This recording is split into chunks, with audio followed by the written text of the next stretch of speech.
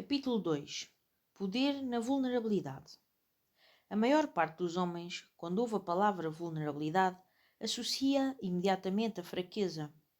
Em geral, os homens são educados para conter as suas emoções, não mostrarem fraqueza e ignorarem qualquer sugestão de introspeção. Além disso, quase todos os conselhos de namoro os incentivam a serem frios, distantes, críticos e, por vezes, desdenhosos em relação às mulheres.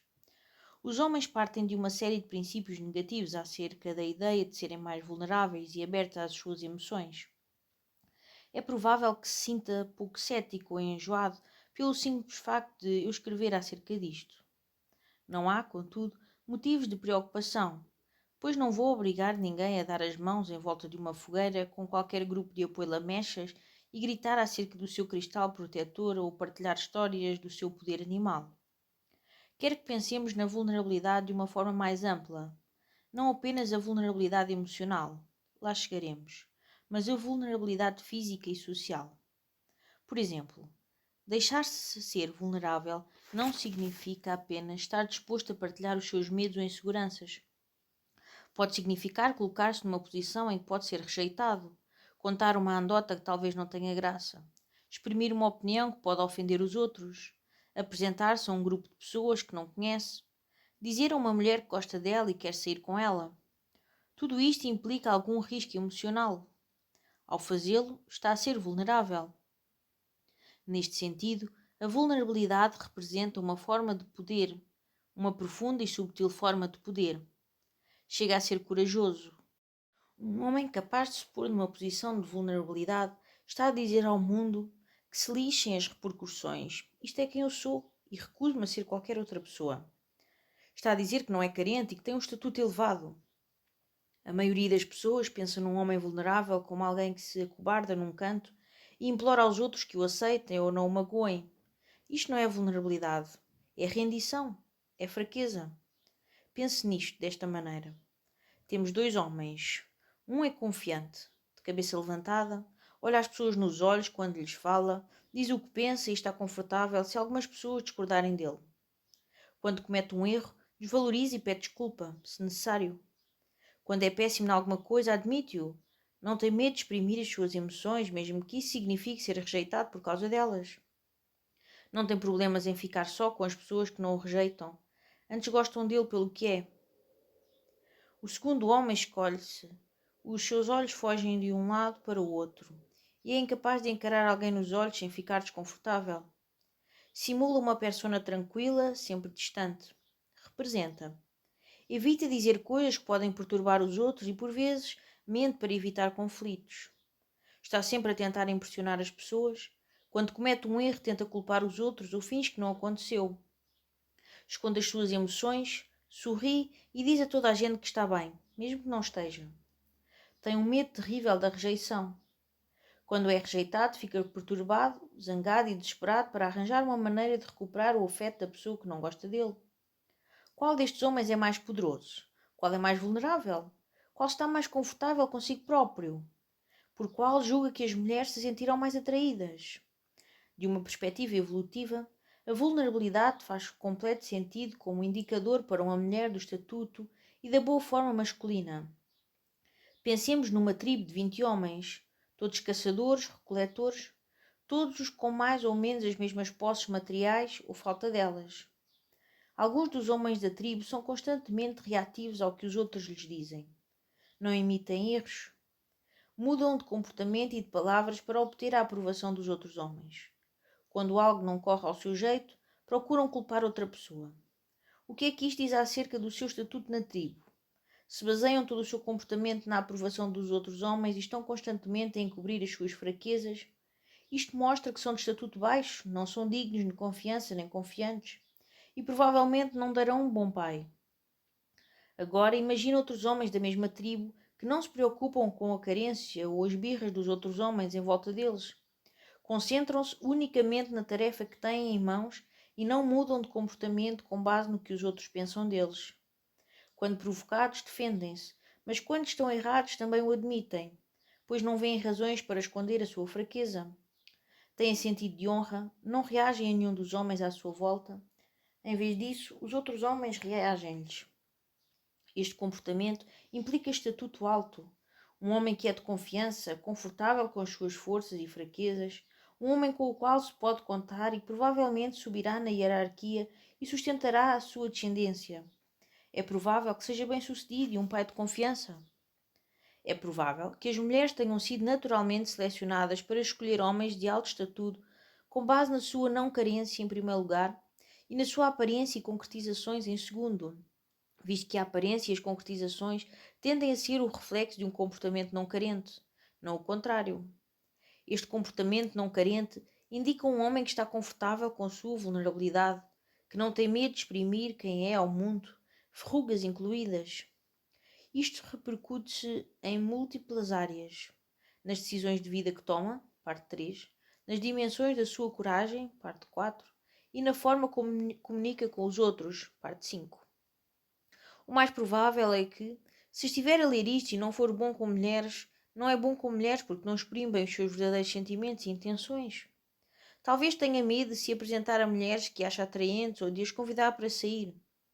Talvez caia consistentemente em tópicos de conversas chatos porque são seguros e frívolos e não corra o risco de ofender ou incitar alguém com eles.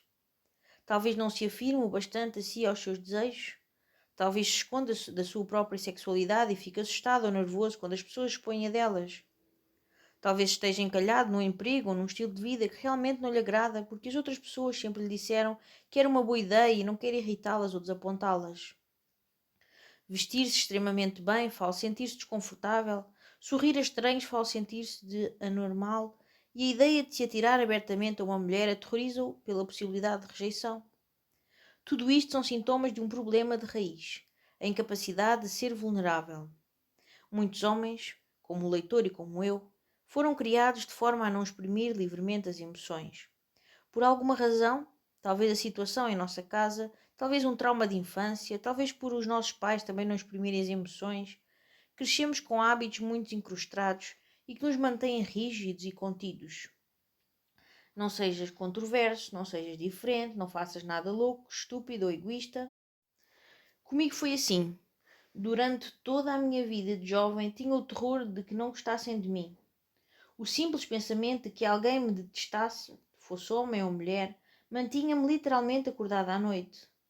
Em consequência, toda a minha vida se baseava em agradar às pessoas, esconder as minhas falhas, cobrir o meu rastro e culpar os outros.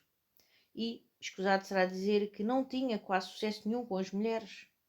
E, quando finalmente arranjei uma namorada, ela trocou-me por um tipo que era realmente capaz de se exprimir. Tudo isto pode parecer lamechas e new age. Acreditem, não é? Conectar-se com as mulheres desta forma, sendo vulnerável, em oposição à performance ou ao narcisismo, vai resultar em algumas das melhores interações e relacionamentos da sua vida. A vulnerabilidade é o caminho da verdadeira conexão humana e levá-lo-á a tornar-se uma pessoa verdadeiramente atraente. Como o psicólogo Robert Glover disse certa vez, os humanos são atraídos pelas arestas não limadas dos outros. Mostra as suas arestas não limadas. Pare de tentar ser perfeito. Exponha-se e partilhe sem inibições. Aceite as rejeições e as borbulhas e vá em frente, porque é um homem maior e mais forte. E quando encontrar uma mulher que ama o que é, e vai encontrar, desfrute do seu afeto. Mas abrir-se à vulnerabilidade, treinar-se para ficar confortável com as suas emoções, com as suas falhas e com uma expressão sem inibições, não acontece do dia para a noite. Todo este livro pode ser visto como um guia para a vulnerabilidade, mas é um processo, e por vezes bem penoso. O período da dor. Quando se empreende alguma mudança emocional ou comportamental, haverá um período inicial de dor. Este acontece tipicamente no início da mudança e da formação de um novo hábito. É o período de maior resistência e desconforto e aquele em que mais pessoas desistem.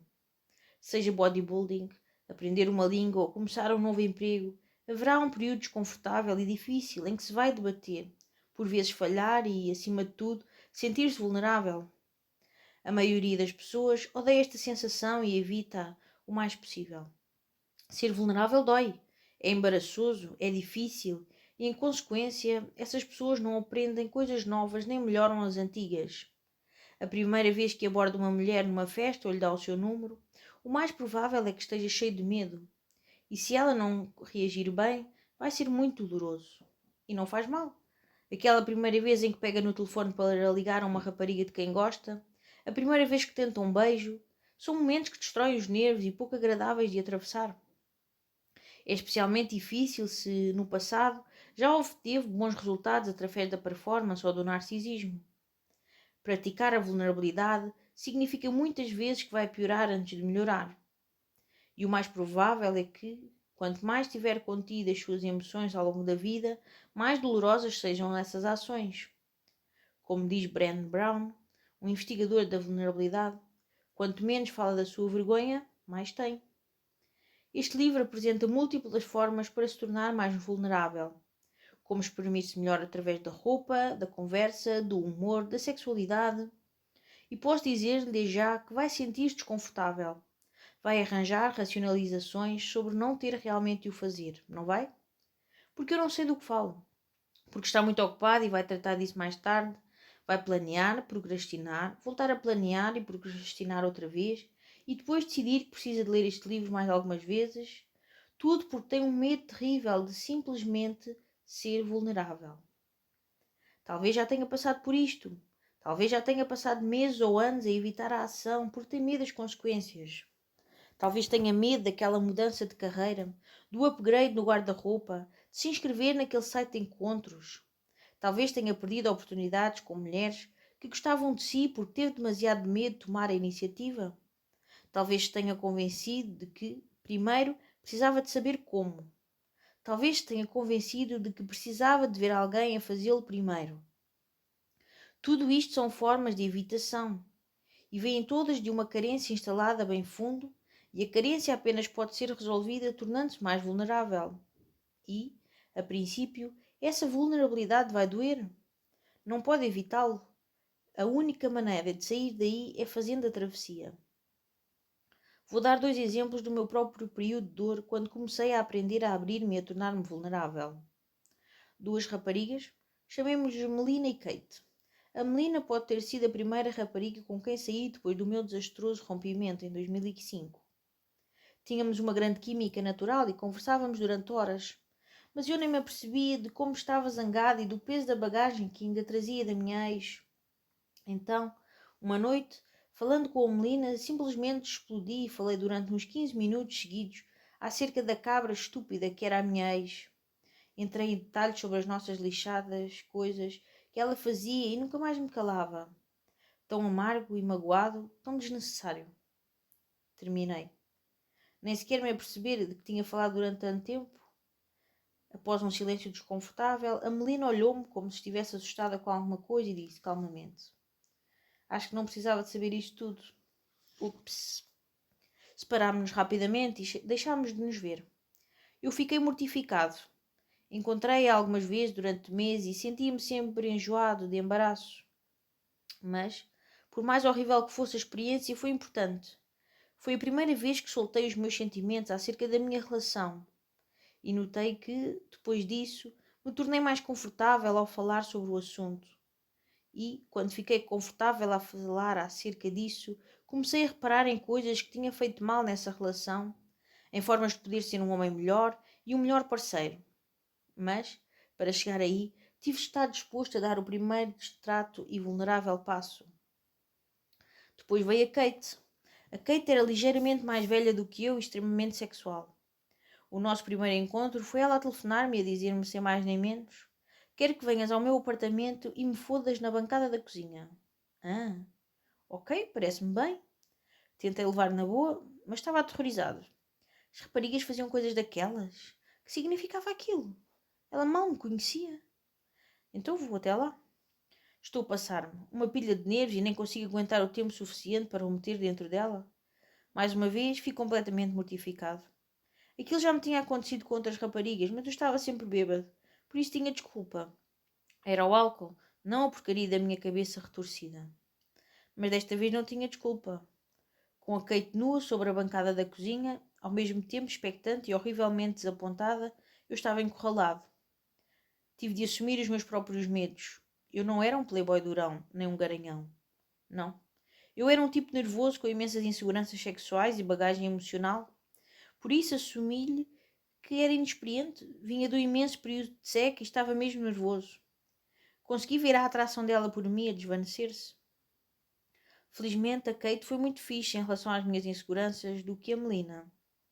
Ela disse que compreendia, para eu relaxar, não ter pressa, avisá-la, qualquer coisa. E então fiz aquela coisa super desastrada que todos os livros de engate me tinham avisado para nunca dizer nem fazer. Perguntei-lhe se nos podíamos conhecer melhor primeiro. Mais uma vez, fui contra tudo o que um homem a sério devia ser, mas fui vulnerável e verdadeiro. E conhecemos-nos melhor. E depois tivemos sexo mais tarde, quando me acalmei e estava confortável. Ela apoiou-me e não usou isso contra mim. Continuámos juntos durante meses e tivemos sexo louco sobre toda a espécie de mobiliário da casa. Foi fantástico. Eu precisava mesmo daquele tempo para me abrir e relaxar. Estive com ela interminentemente durante quase um ano. O sexo era fantástico e ela era uma ótima amiga. Obviamente, os seus problemas e necessidades vão ser diferentes. O que quer dizer, contudo, é que, a princípio, quando a carência e a vulnerabilidade surgem, é horrível. Não é sexy. De facto, normalmente é muitíssimo pouco atraente e desconfortável. Mas faz parte do processo. O período de dor, lentamente, começa a ficar confortável com isso. Começa a desligar-se disso e depois fica ok com isso. As coisas que acabei de escrever embaraçam-me a ponto de querer morrer quando aconteceram. Agora posso falar delas sem vergonha nem arrependimentos. E são estas as histórias que muitas vezes partilho com as mulheres que conheço, contadas da mesma maneira. Fiquei embaraçado. Sim, foi uma merda. Sim, tenho problemas. Não, não sou perfeito. E deixo implícito que estou à vontade com isso. Não estou à procura de compaixão nem de validação. Não preciso de nada dela. É só aquilo que sou.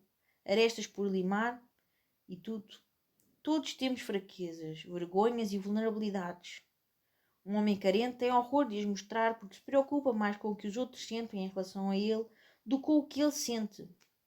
Um homem não carente está confortável ao mostrar as suas falhas porque está mais confortável com o que sente acerca de si próprio do que com o que os outros sentem. Abrir-se aos outros força essa transição entre os dois, de carente e receoso do que os outros pensam, para não carente e confortável com a maneira como se sentem consigo mesmo. Isso acontece por partilhar essas verdades acerca de si, obriga-o a aceitá-las como as suas e também demonstra que sentir-se embaraçado ou envergonhado é apenas isso. Só mais um sentimento, outra parte da sua humanidade, não o fim do mundo. A verdadeira questão é: tem de trabalhar esta bagagem emocional e esta carência com as mulheres com quem sai?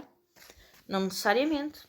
Pode trabalhá-la partilhando-lo com amigos, familiares ou um terapeuta. Mas algumas questões têm de ser tratadas com as mulheres com quem sai, particularmente a intimidade e assuntos sexuais.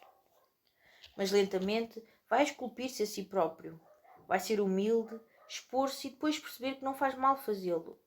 Não faz mal ser rejeitado. Não faz mal cometer erros. Não faz mal dizer algo estúpido. Não desista. As mulheres não vão deixar de gostar de si por causa das suas rejeições e erros. Ou por dizer coisas estúpidas. Vão gostar de si pela sua capacidade de aceitar ser rejeitado, cometer erros e dizer coisas estúpidas.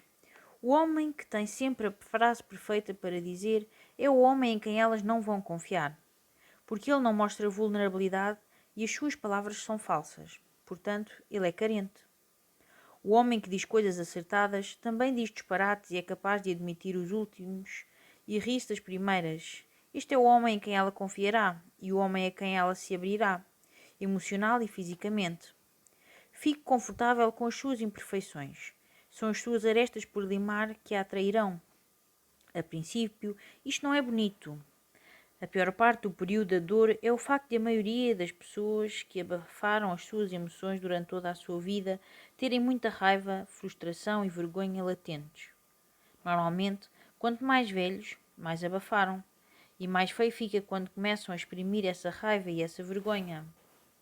Pode dar por si a comportar-se irracionalmente, a desenvolver crenças estranhas ou a zangar-se com muitas pessoas.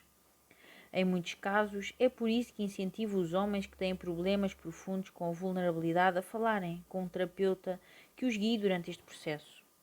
Pode estar a ler isto e a pensar, pois, isso está muito certo, mas eu exprimo muito bem e tenho grande consciência das minhas emoções. A sério?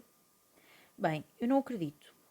Em todos os anos que tenho passado a fazer isto, o único traço comum entre todos os homens com quem trabalhei e que tinham problemas com mulheres é a falta de consciência dos seus motivadores emocionais ou uma incapacidade de exprimir as emoções livremente junto dos outros. E a parte triste é que quase todos esses homens acham que estão bem, os outros é que estão mal. Mas, eis o que digo. Se lhe é difícil consistentemente manter uma mulher interessada na conversa, se sofre de grande ansiedade junto às mulheres, se sente necessidade constante de provar alguma coisa aos outros ou a si próprio, isso quer dizer alguma coisa. Acredite, há aí qualquer coisa.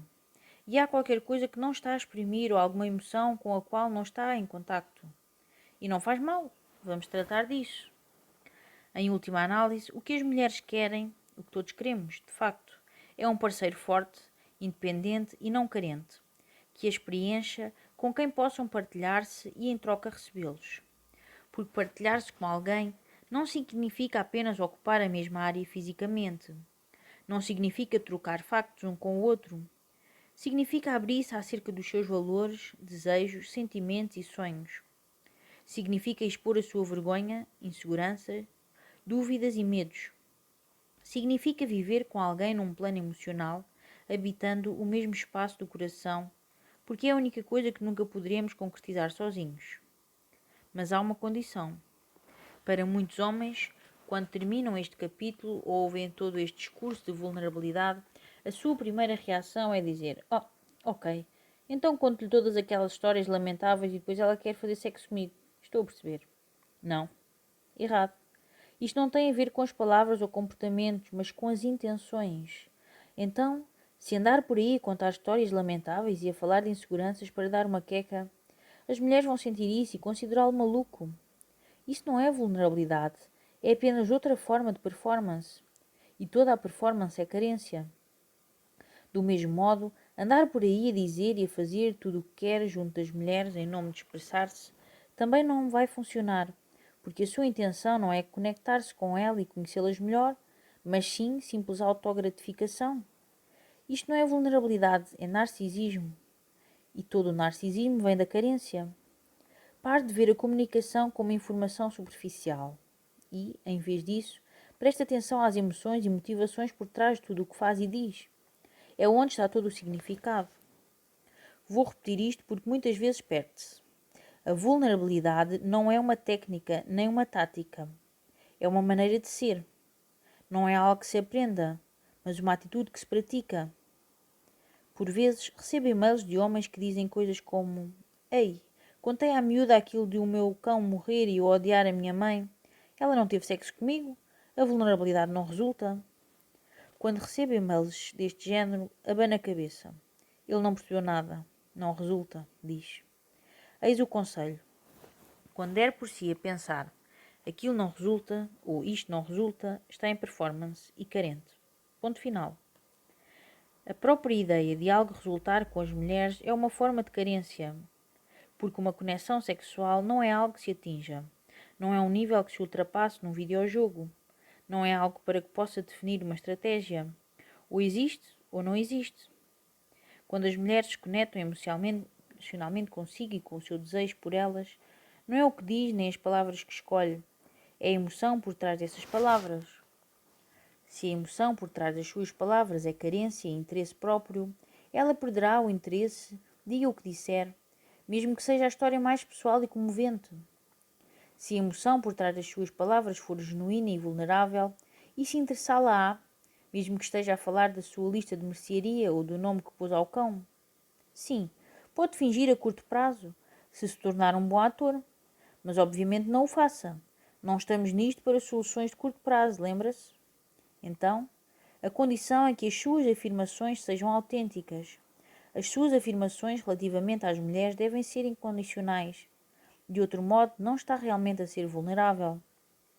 Se disser a uma mulher que ela é linda por achar que isso aumenta as suas hipóteses de dormir com ela, Surpreendentemente, ela não se sentirá lisonjeada. Experimente. É verdade. Faça um elogio falso a uma mulher e veja como ela reage. A reação não será muito boa. Mas comunique com o preço honesto e verá como ela se ilumina diante de si. Assim, a condição é que tudo o que diz seja o mais autêntico possível. Não existem atalhos, não existem truques. Dilo porque pensa o que pensa e pensa-o porque o diz. Quanto mais nervoso ficar ao dizê-lo, melhor, porque isso significa que está a ser autêntico e a permitir-se ser vulnerável. A sua capacidade de atração baseia-se na sua falta de carência. A sua não carência baseia-se em quão vulnerável pode permitir-se ser. E quão vulnerável se permite ser baseia-se em quão honesto é para si e para os outros. O que nos conduz ao próximo capítulo, a dádiva da verdade.